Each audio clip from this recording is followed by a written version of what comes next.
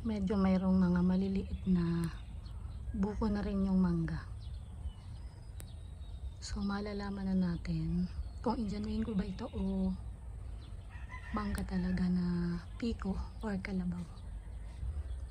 Pero feeling ko ito yung manggang piko. Manggang piko. Mas nauna kasi yun namin itinanim dito. Kaya natural, una siyang mamumulaklak.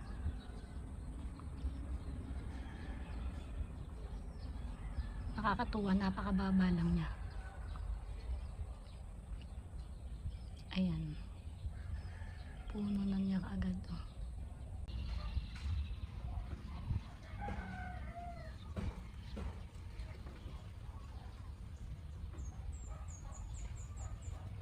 Imagine kung tingnan nyo kung gaano lang kaliit itong aming punong mangga pero may bulaklak na. As in, ganyan lang siya kaliit. At ito, may mga buko na siya. Ayan. Ayan yung mas malaki.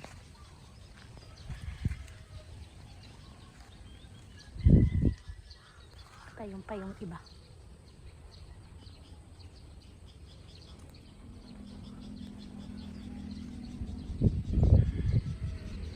Dalawang puno ito. Yung isa ay Indian mango. Confirm ko na ngayon na itong unang nagbunga ay yung mangga. Ito kasi yung mas naunang itanim.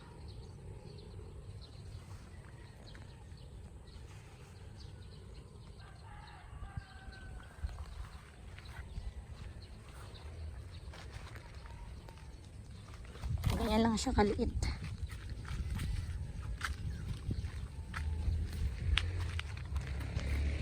Ayan ko na. Ayan. Ganyan lang siya. Mas mataas pa yung nyug.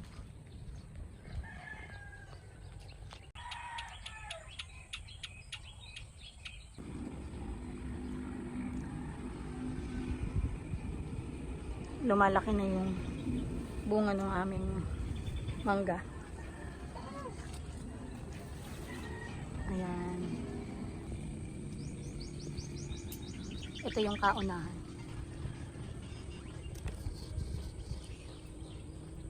Ang lalaki na. Sana huwag silang manghulog. Kasi kahit summer na ngayon, umuulan pa rin at saka medyo humahangin.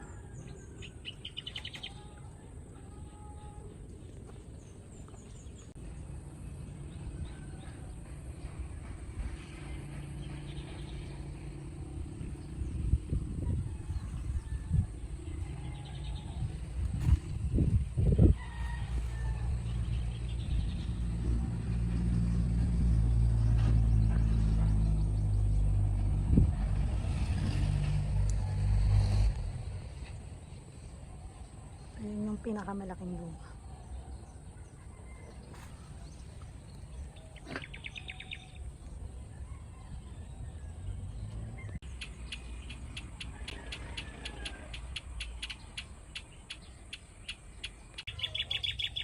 Another update sa ating inaabangang mangga. So ayan, Saturday na naman, nandito na naman kami sa garden. At guys, tingnan nyo, malaki na siya. Yung iba na dating bulaklak lang, eto na, buko na rin siya. Ayan, diba, ang laki na.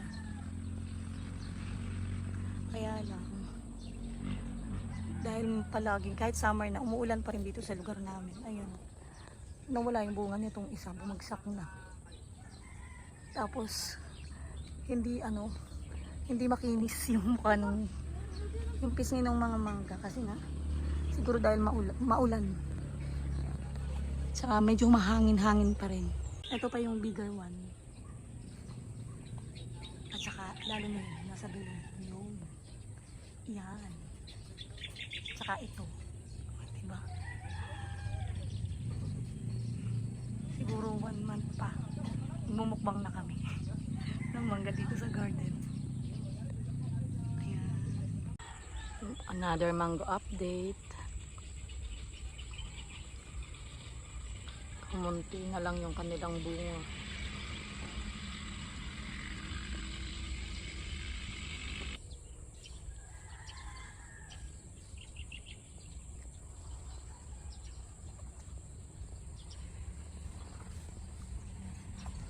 Pero at least may natira naman.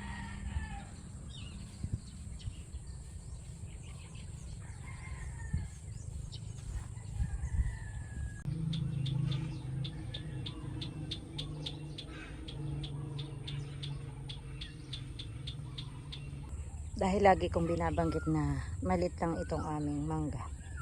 Ayan. So far, ganyan lang siya talaga kaliit. Then nagbunga na siya.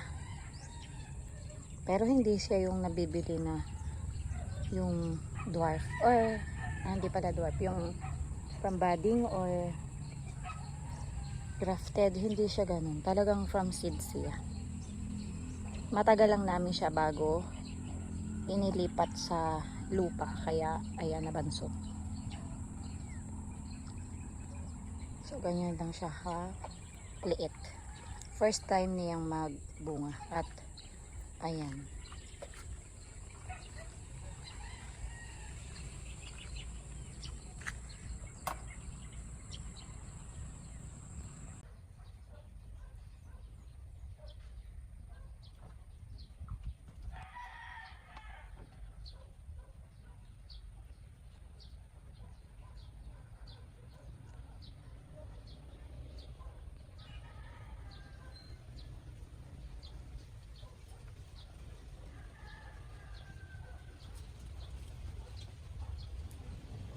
Lumalaki na yung bunga ng aming mangga.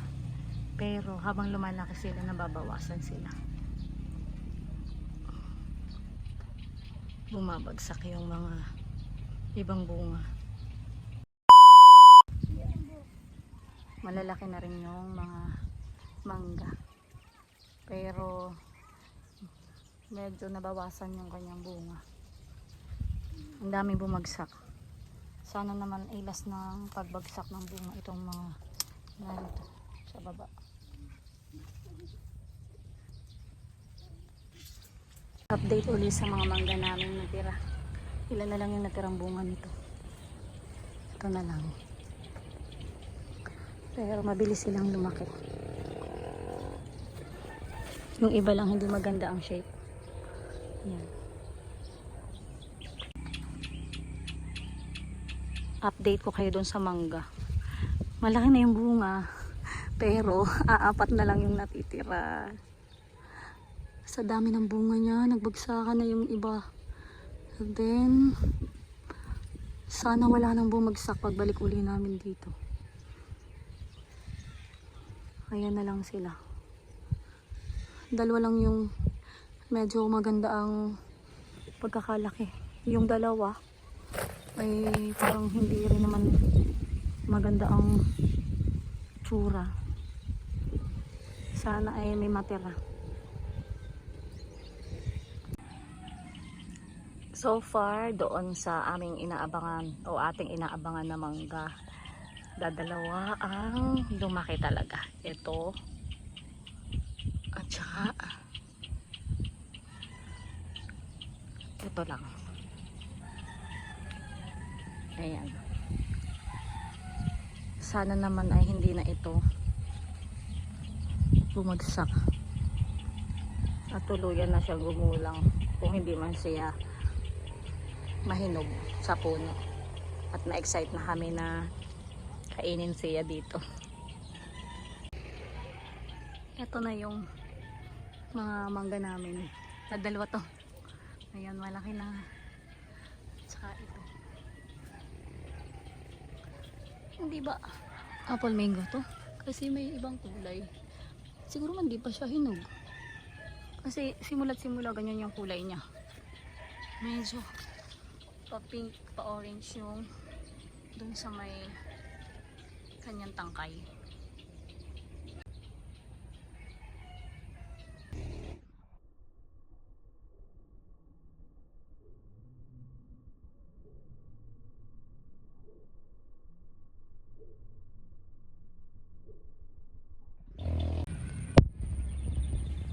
Ang ganda na ng kulay nung aming mangga.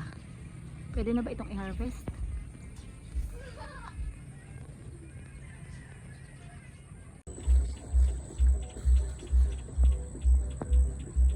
Harvest na natin ang ating mangga. Yung isa lang muna kasi tingnan natin kung magulang na.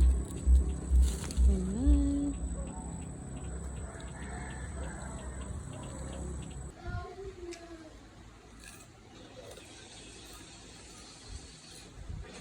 Apple mango.